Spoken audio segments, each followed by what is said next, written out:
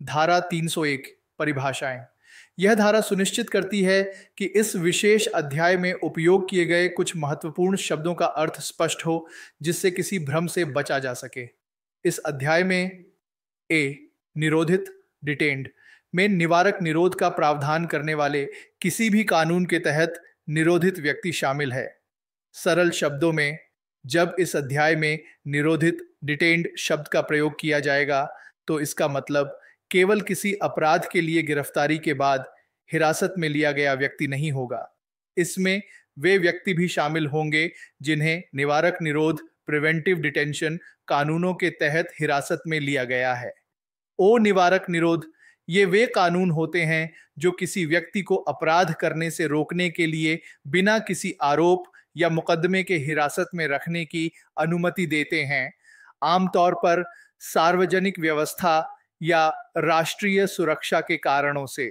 महत्व: यह परिभाषा इस अध्याय के दायरे को बढ़ाती है, यह सुनिश्चित करते हुए कि न केवल आपराधिक मामलों में हिरासत में लिए गए व्यक्ति बल्कि निवारक निरोध के तहत हिरासत में लिए गए व्यक्तियों को भी यदि न्यायालय में उपस्थित होने की आवश्यकता हो तो उनके संबंध में प्रावधान लागू हों। कारागार प्रिजन में यह कोई भी स्थान जिसे राज्य सरकार ने सामान्य या विशेष आदेश द्वारा अनुषंगी जेल सब्सिडियरी जेल घोषित किया है। सरल शब्दों में, कारागार शब्द में न केवल मुख्य जेलें शामिल हैं बल्कि कोई भी ऐसी जगह भी शामिल है जिसे राज्य सरकार ने किसी सामान्य नियम या किसी विशेष निर्देश के माध्यम से सहायक जेल या उप जेल सब्सिडियरी जेल घोषित किया है। महत्व: यह सुनिश्चित करता है कि वे सभी स्थान जहां व्यक्तियों को कानूनी रूप से हिरासत में रखा जाता है, भले ही वे पूर्ण विकसित जेलें न हों, इस अध्याय के दायरे में आएं। कोई भी सुधार गृह, रिफॉर्मेटरी, बोरस्टल संस्था, बोरस्टल इंस्टीट्यूशन या इसी तरह की प्रकृति की अन्य संस्था। सरल शब्दों में, कारागार शब्द में सुधार गृह जहां अपराधियों, विशेषकर युवाओं को सुधारा जाता है। बोरस्टल संस्थाएं युवा अपराधियों के लिए विशेष जेलें संस्थाएं और इसी तरह की अन्य सुधार उन्मुख संस्थाएं भी शामिल हैं। महत्व: यह परिभाषा यह सुनिश्चित करती है कि किशोर न्याय प्रणाली या सुधारात्मक सुविधाओं में रखे गए व्यक्तियों को भी यदि न्यायालय में पेश होने की आवश्यकता हो तो इस अध्याय के प्रावधान उन पर लागू हों। ये केवल पारंपरिक जेल तक ही सीमित नहीं है।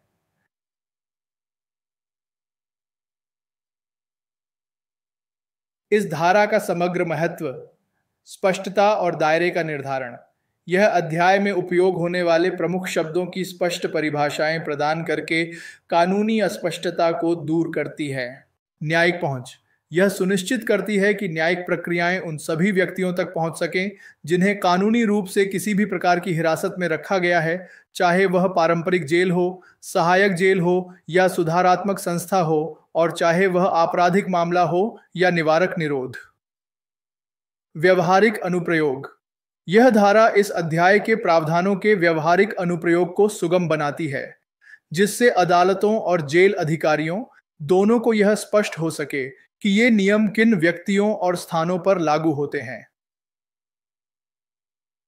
संक्षेप में, धारा 301 इस अध्याय के लिए निरोधित और कारागार शब्दों को परिभाषित करती है। निरोधित में निवारक निरोध के तहत हिरासत में लिए गए व्यक्ति शामिल हैं, जबकि कारागार में सहायक जेलें, सुधार गृह, बोरस्टल संस्थाएं और इसी तरह की अन्य संस्थाएं शामिल हैं। धारा 302 कैदियों की हाजिरी की अपेक्षा करने की शक्ति। यह धारा न्यायिक प्रक्रिया के सुचारू संचालन को सुनिश्चित करती है, खासकर जब किसी मामले से संबंधित व्यक्ति जेल में बंद हो। जब भी इस संहिता के अधीन किसी जांच, विचारण, ट्रायल या कार्यवाही के दौरान किसी आपराधिक न्यायालय, क्रिमिनल कोर्ट को यह प्रतीत होता है।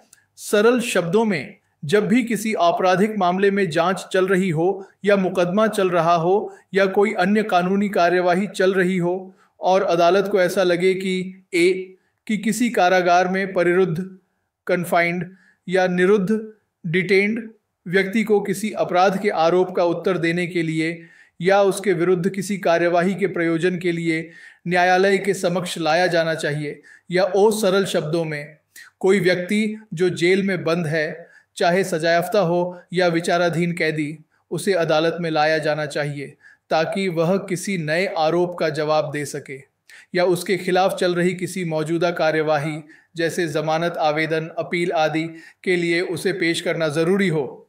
बी, कि न्याय के उद्देश्यों के लिए ऐसे व्यक्ति की गवाह के रूप में परीक्षा करना आवश्यक है। ओ सरल शब्दों में, अदालत को लगता है कि न्याय सुनिश्चित करने के लिए जेल में बंद उस व्यक्ति को गवाह के तौर पर बुलाकर उसकी गवाही लेना जरूरी है। तो न्यायालय कारागार के भार साधक अधिकारी, officer in charge of the prison, से ऐसे व्यक्ति को आरोप का उत्तर देने के लिए या ऐसी कार्यवाही के प्रयोजन के लिए या साक्ष्य देने के लिए न्यायालय के समक्ष पेश करने की अपेक्षा करने वाला आदेश कर सकता है। ओ सरल शब्दों में, यदि ऊपर बताई गई कोई भी शर्त पूरी होती है तो अदालत जेल के प्रभारी अधिकारी जेलर को यह आदेश, ऑर्डर दे सकती है कि वह उस व्यक्ति को अदालत के सामने पेश करे, चाहे वह किसी आरोप का जवाब देने के लिए हो या किसी कार्यवाही के लिए या गवाही देने के लिए। उपधारा 2, द्वितीय श्रेणी के मजिस्ट्रेट के आदेश का प्रतिहस्ताक्षर। 2, जहां उपधारा 1 के अधीन कोई आदेश द्वितीय श्रेणी के magistrate of the second class द्वारा किया जाता है तो उसे कारागार के भारसाधक अधिकारी को तब तक अग्रेषित नहीं किया जाएगा या उस पर कार्यवाही नहीं की जाएगी जब तक कि उसे उस मुख्य न्यायिक मजिस्ट्रेट, चीफ जुडिशियल मैजिस्ट्रेट द्वारा प्रतिहस्ताक्षरित, काउंटरसाइंड नहीं किया जाता है जिसके अधीनस्थ ऐसा मजिस्ट्रेट है। सरल शब्दों में, ओ यदि जेल से किसी कैदी को बुलाने का आदेश द्वितीय श्रेणी के मजिस्ट्रेट ने दिया है, ओ तो वह आदेश सीधे जेलर को नहीं भेजा जाएगा और जेलर उस पर कार्रवाई नहीं करेगा। ओ जब तक कि उस आदेश पर मुख्य न्यायिक मजिस्ट्रेट, चीफ जुडिशियल मैजिस्ट्रेट के प्रतिहस्ताक्षर, काउंटर सिग्नेचर न हो जिसके अधीन वह द्वितीय श्रेणी का मजिस्ट्रेट काम करता है। महत्व, यह द्वितीय श्रेणी के मजिस्ट्रेटों की शक्तियों पर एक प्रकार का नियंत्रण है, यह सुनिश्चित करने के लिए कि कैदियों को बुलाने जैसे महत्वपूर्ण आदेशों की एक वरिष्ठ अधिकारी द्वारा समीक्षा की जाए। उपधारा 3, प्रतिहस्ताक्षर के लिए प्रस्तुत आदेश के साथ विवरण। 3, उपधारा 2 के अधीन प्रतिहस्ताक्षर के लिए प्रस्तुत किया गया प्रत्येक आदेश उन तथ्यों के विवरण के साथ होगा जो मजिस्ट्रेट की राय में आदेश को आवश्यक बनाते हैं और जिस मुख्य न्यायिक मजिस्ट्रेट को इसे प्रस्तुत किया जाता है वह ऐसे विवरण पर विचार करने के बाद आदेश पर प्रतिहस्ताक्षर करने से मना कर सकता है।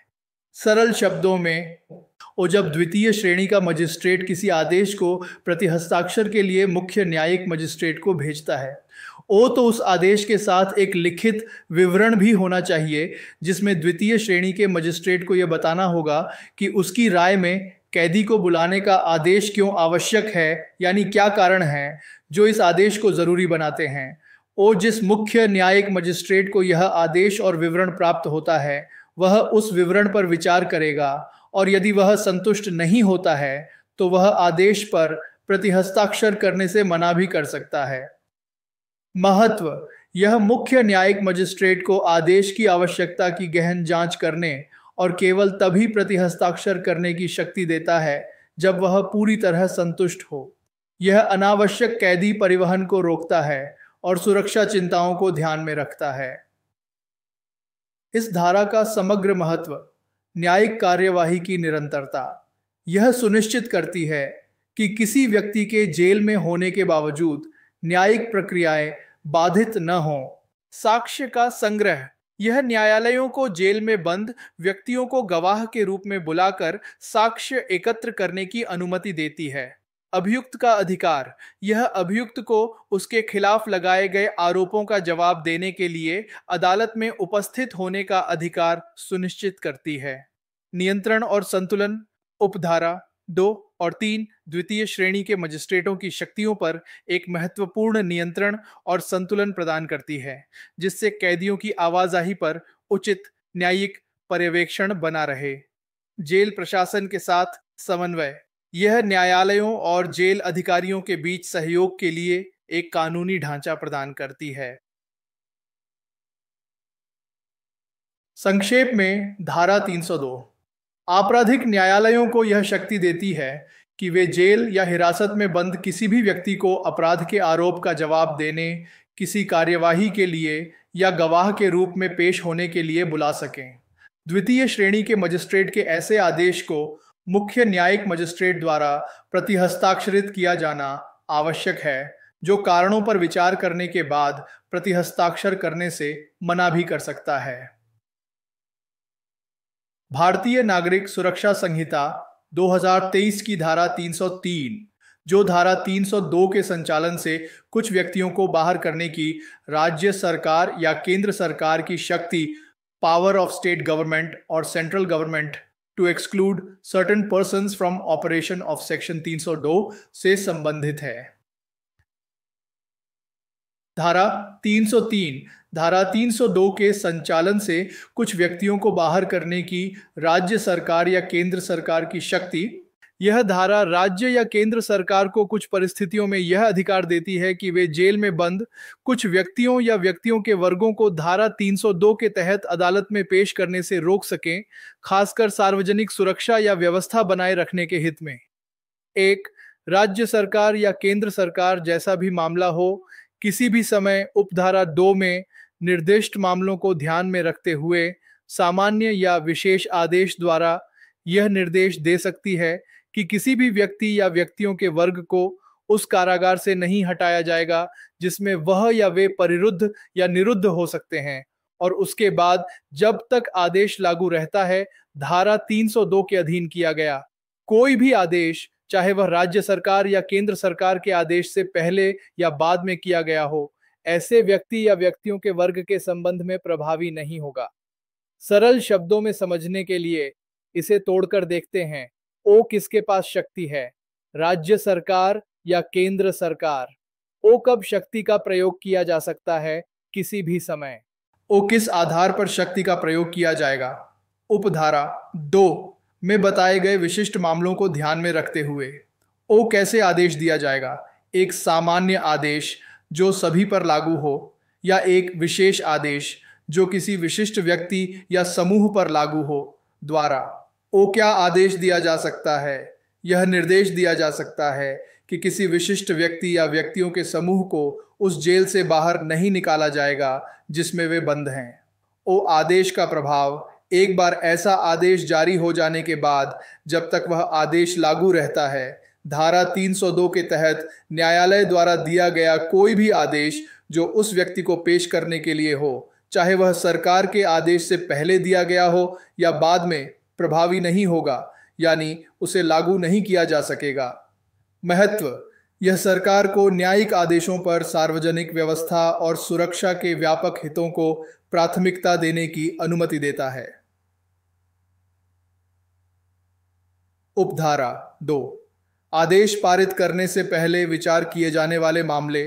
2 उपधारा केस के अधीन आदेश करने से पहले राज्य सरकार या केंद्र सरकार अपने केंद्रीय अभिकरण द्वारा संस्थित मामलों में जैसा भी मामला हो, निम्नलिखित मामलों को ध्यान में रखेगी, अर्थात सरल शब्दों में, जब सरकार, राज्य या केंद्र उपधारा 1 के तहत ऐसा आदेश जारी करने का विचार करती है तो उसे कुछ बातों पर विचार करना होगा। यदि केंद्र सरकार ऐसा आदेश दे रही है तो यह उन मामलों में होगा जिनकी जांच उसकी केंद्रीय एजेंसियों ने की है। जिन बातों पर विचार करना है वे हैं: ए, उस अपराध की प्रकृति जिसके लिए या उन आधारों पर व्यक्ति या व्यक्तियों के वर्ग को कारागार में परिरुद्ध या निरुद्ध करने का आदेश दिया गया है। ओ, सरल शब्दों में, सरकार को यह देखना होगा कि वह व्यक्ति या समूह किस प्रकार के अपराध के लिए जेल में बंद है या उन्हें किन कारणों, जैसे निवारक निरोध से हिरासत में लिया गया है। क्या अपराध या हिरासत के आधार इतने गंभीर हैं कि उन्हें बाहर निकालना जोखिम भरा होगा। बी, यदि व्यक्ति या व्यक्तियों के वर्ग को कारागार से हटाने की अनुमति दी जाती है तो लोक व्यवस्था के भंग होने की संभावना। ओ, सरल शब्दों में, सरकार को यह आकलन करना होगा कि यदि उस व्यक्ति या समूह को जेल से बाहर अदालत में लाया जाता है तो सार्वजनिक शांति और व्यवस्था, पब्लिक ऑर्डर बिगड़ने की कितनी संभावना है? क्या इससे दंगे, विरोध प्रदर्शन या कोई अन्य अशांति हो सकती है? सी, सामान्य रूप से लोक हित, द पब्लिक इंटरेस्ट जनरली। ओ, सरल शब्दों में सरकार को व्यापक जनहित को भी ध्यान में रखना होगा। क्या उस व्यक्ति को पेश न करना व्यापक समाज के लिए बेहतर है? इस धारा का समग्र महत्व। राज्य की सुरक्षा और लोक व्यवस्था। यह धारा राज्य की सुरक्षा, लोक व्यवस्था और शांति बनाए रखने के लिए सरकार को महत्वपूर्ण शक्ति देती है। कार्यपालिका का विवेक। यह कार्यपालिका सरकार को न्यायिक प्रक्रिया पर कुछ नियंत्रण रखने का विवेक प्रदान करती है, विशेष रूप से ऐसे मामलों में जहां व्यक्तियों को अदालत में पेश करने से सार्वजनिक सुरक्षा को गंभीर खतरा हो सकता है। नियंत्रण और संतुलन सीमित। हालांकि यह एक व्यापक शक्ति है, उपधारा 2 यह सुनिश्चित करती है कि सरकार को अपने निर्णय के लिए विशिष्ट कारणों पर विचार करना होगा। यह मनमाने ढंग से आदेश पारित करने पर कुछ सीमा लगाती है। न्यायिक आदेशों पर वरीयता। यह स्पष्ट रूप से बताती है कि ऐसे सरकारी आदेश कुछ विशिष्ट परिस्थितियों में न्यायिक आदेशों पर भारी पड़ सकते हैं, जो सुरक्षा और व्यवस्था के महत्व को दर्शाता है।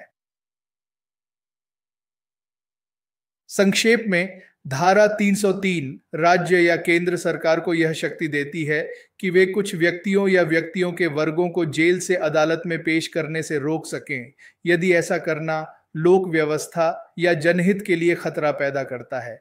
ऐसा आदेश जारी करते समय सरकार को संबंधित अपराध की प्रकृति, लोक व्यवस्था भंग होने की संभावना और सामान्य जनहित पर विचार करना होगा, और एक बार ऐसा आदेश लागू होने के बाद धारा 302 के तहत कोई भी न्यायिक आदेश अप्रभावी हो जाएगा। भारतीय नागरिक सुरक्षा संहिता 2023 की धारा 304 जो कुछ आकस्मिकताओं में कारागार के भारसाधक अधिकारी द्वारा आदेश का पालन न करना, officer in charge of prison to abstain from carrying out order in certain contingencies से संबंधित है। धारा 304 कुछ आकस्मिकताओं में कारागार के भारसाधक अधिकारी द्वारा आदेश का पालन न करना। यह धारा जेल के प्रभारी अधिकारी, जेलर को कुछ विशेष परिस्थितियों में अदालत द्वारा कैदी को पेश करने के आदेश का पालन करने से छूट देती है। यह जेल प्रशासन की व्यावहारिक और सुरक्षा संबंधी चिंताओं को ध्यान में रखती है, जहां वह व्यक्ति जिसके संबंध में धारा 302 के अधीन आदेश किया गया है। सरल शब्दों में, यदि अदालत ने धारा 302 के तहत किसी कैदी को पेश करने का आदेश दिया है, लेकिन निम्नलिखित में से कोई भी स्थिति उत्पन्न होती है: ए, बीमारी या अशक्तता के कारण कारागार से हटाए जाने के लिए अयोग्य, अनफिट है, या ओ, सरल शब्दों में, कैदी इतना बीमार या कमजोर है कि उसे जेल से बाहर निकालना उसकी सेहत के लिए खतरनाक हो सकता है या उसे ले जाना संभव नहीं है। बी, विचारण के लिए सुपुर्दगी, कमिटल फॉर ट्रायल के अधीन है या विचारण लंबित होने तक या प्रारंभिक जांच लंबित होने तक रिमांड पर है, या वो सरल शब्दों में, कैदी का अपना खुद का एक मुकदमा चल रहा है जिसके लिए उसे पहले ही किसी सत्र न्यायालय में सुपुर्द किया जा चुका है, यानी मामला गंभीर है और उसकी नियमित सुनवाई चल रही है, या वह अपने ही मामले में रिमांड पर है, पुलिस या न्यायिक हिरासत में, और उसका मुकदमा या जांच अभी चल रही है। ओ, इसका मतलब यह है कि उसे किसी अन्य मामले में गवाह के रूप में पेश करने से उसके अपने वर्तमान कानूनी प्रक्रिया में बाधा आ सकती है। सी, इतनी अवधि के लिए अभिरक्षा कस्टडी में है जो आदेश का पालन करने और उसे वापस उस कारागार में ले जाने के लिए आवश्यक समय की समाप्ति से पहले ही समाप्त हो जाएगी, जिसमें वह परिरुद्ध या निरुद्ध है। या ओ, सरल शब्दों में, कैदी की हिरासत की अवधि, यानी वह कितने समय के लिए जेल में रहेगा, इतनी कम है कि उसे अदालत में ले जाने और वापस लाने में जितना समय लगेगा उससे पहले ही उसकी हिरासत की अवधि खत्म हो जाएगी। ऐसे में उसे पेश करने का कोई व्यावहारिक अर्थ नहीं रह जाता।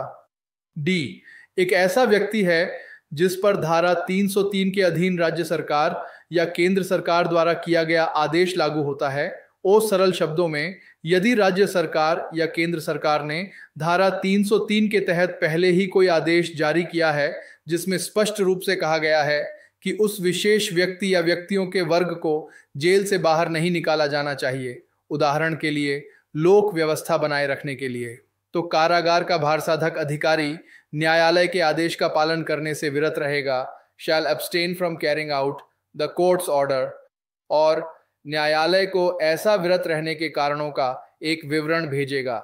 सरल शब्दों में, यदि इनमें से कोई भी शर्त पूरी होती है तो जेल का अधिकारी अदालत के आदेश का पालन नहीं करेगा, अर्थात वह कैदी को पेश नहीं करेगा। हालांकि उसे ऐसा करने के बाद न्यायालय को एक लिखित विवरण भेजना होगा जिसमें उसे स्पष्ट रूप से बताना होगा कि उसने आदेश का पालन क्यों नहीं किया और उसके क्या कारण थे। परंतु प्रोविजो, परंतु यह कि जहां ऐसे व्यक्ति की हाजिरी कारागार से 25 किलोमीटर से अधिक दूरी पर स्थित स्थान पर साक्ष्य देने के लिए अपेक्षित है, वहां कारागार का भारसाधक अधिकारी खंड बी में उल्लिखित कारण से ऐसा विरत नहीं रहेगा। सरल शब्दों में, ओ यह एक अपवाद है, विशेष रूप से ऊपर दिए गए खंड बी के लिए, यानी जहां कैदी अपने ही मामले में रिमांड पर है या विचारण के लिए सुपुर्द है। ओ यदि कैदी को गवाही देने के लिए बुलाया गया है और जिस जगह पर गवाही देनी है वह जेल से 25 किलोमीटर से ज्यादा दूर नहीं है, ओ तो इस स्थिति में जेल का अधिकारी सिर्फ खंड बी में दिए गए कारण अपने ही मामले में रिमांड विचारण से आदेश का पालन करने से मना नहीं कर सकता। ओ महत्व, ये छोटे मोटे मामलों में गवाही सुनिश्चित करने का प्रयास करता है जहां यात्रा का समय और सुरक्षा जोखिम कम होते हैं, भले ही कैदी का अपना मुकदमा चल रहा हो। इस धारा का समग्र महत्व, व्यावहारिकता और सुरक्षा। यह धारा जेल प्रशासन को कैदियों की सुरक्षा, स्वास्थ्य और सार्वजनिक व्यवस्था बनाए रखने के लिए आवश्यक लचीलापन और अधिकार प्रदान करती है। न्यायिक प्रणाली के लिए बाधाएं। यह न्यायिक प्रणाली को उन व्यावहारिक बाधाओं से अवगत कराती है जो कैदियों के परिवहन में आ सकती हैं। संतुलन, यह न्यायिक आदेशों के पालन और जेल प्रशासन की सुरक्षा व्यवस्था संबंधी चिंताओं के बीच एक संतुलन स्थापित करती है। जवाबदेही, जेल अधिकारी को आदेश का पालन न करने पर लिखित में कारण बताने की आवश्यकता उसे जवाबदेह बनाती है। सो एक्टिंग ऑन एंड आपके संक्षेप में, धारा 304 जेल के प्रभारी अधिकारी को न्यायालय के कैदी को पेश करने के आदेश का पालन न करने की अनुमति देती है यदि कैदी बीमार अशक्त हो, अपने ही मामले में रिमांड विचारण पर हो, हालांकि 25 किमी के भीतर गवाही के लिए अपवाद है, उसकी हिरासत की अवधि बहुत कम हो या सरकार ने उसे हटाने पर रोक लगा दी हो। आदेश का पालन न करने पर जेल अधिकारी को न्यायालय को इसका कारण बताना होगा। और भारतीय नागरिक सुरक्षा संहिता 2023 की धारा 305 जो कैदी को अभिरक्षा में न्यायालय में लाया जाना, prisoner to be brought to court in custody से संबंधित है। धारा 305 कैदी को अभिरक्षा में न्यायालय में लाया जाना, यह धारा उस प्रक्रिया को स्पष्ट करती है जिसका पालन जेल के प्रभारी अधिकारी को करना होता है जब उसे किसी कैदी को अदालत में पेश करने का वैध आदेश प्राप्त होता है। यह सुनिश्चित करती है कि कैदी को सुरक्षित और समय पर अदालत में लाया जाए और उसकी वापसी तक उसकी हिरासत बनी रहे।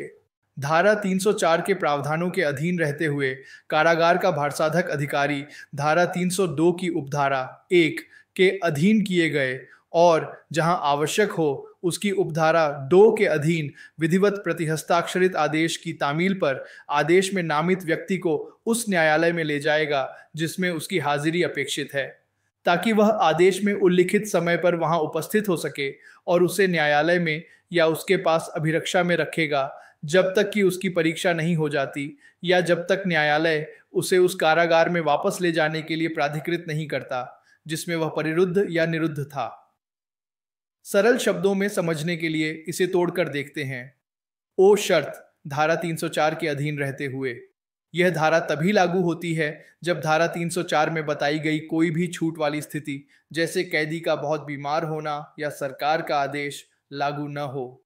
यानी अगर जेलर को धारा 304 के तहत आदेश का पालन न करने का कोई वैध कारण नहीं है, तो आदेश की प्राप्ति जेल के प्रभारी अधिकारी जेलर को धारा 302 की उपधारा 1 के तहत जारी एक वैध आदेश प्राप्त होने पर और यदि आवश्यक हो, जैसे द्वितीय श्रेणी के मजिस्ट्रेट का आदेश, तो उपधारा 2 के तहत विधिवत प्रतिहस्ताक्षरित होने पर। ओ क्या करना है? ये व्यक्ति को न्यायालय ले जाना, उसे आदेश में नामित व्यक्ति यानी जिस कैदी का नाम आदेश में है को उस न्यायालय में ले जाना होगा जहां उसकी उपस्थिति की आवश्यकता है। 2. समय पर उपस्थिति। यह सुनिश्चित करना होगा कि कैदी आदेश में बताए गए समय पर न्यायालय में उपस्थित हो। 3. न्यायालय के पास हिरासत। कैदी को न्यायालय के परिसर के अंदर या उसके पास अभिरक्षा कस्टडी में रखना होगा।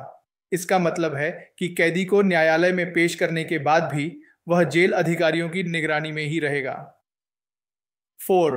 हिरासत की अवधि। यह हिरासत तब तक बनी रहेगी जब तक उसकी परीक्षा पूरी नहीं हो जाती, यानी उसकी गवाही, बयान या जिस उद्देश्य के लिए उसे बुलाया गया था वह पूरा नहीं हो जाता, या जब तक न्यायालय उसे वापस जेल ले जाने के लिए प्राधिकृत अधिकृत नहीं करता। अदालत ही यह तय करेगी कि कैदी को कब वापस भेजा जा सकता है। इस धारा का महत्व न्यायिक प्रक्रिया की निरंतरता यह सुनिश्चित करती है कि अदालती कार्यवाही कैदियों की अनुपस्थिति के कारण बाधित न हो और जब भी आवश्यक हो उन्हें न्यायिक प्रक्रिया में भाग लेने के लिए लाया जाए। सुरक्षा और व्यवस्था। कैदी को अभिरक्षा में रखने का प्रावधान न्यायालय परिसर में और कैदी के परिवहन के दौरान सुरक्षा और व्यवस्था बनाए रखने के लिए महत्वपूर्ण है। जेल अधिकारियों की जिम्मेदारी। यह जेल के प्रभारी अधिकारी की स्पष्ट कानूनी जिम्मेदारी तय करती है कि वह वैध अदालती आदेशों का पालन करे। समयबद्धता। आदेश में उल्लिखित समय पर उपस्थिति की आवश्यकता प्रक्रिया में समयबद्धता सुनिश्चित करती है। न्यायालय का नियंत्रण।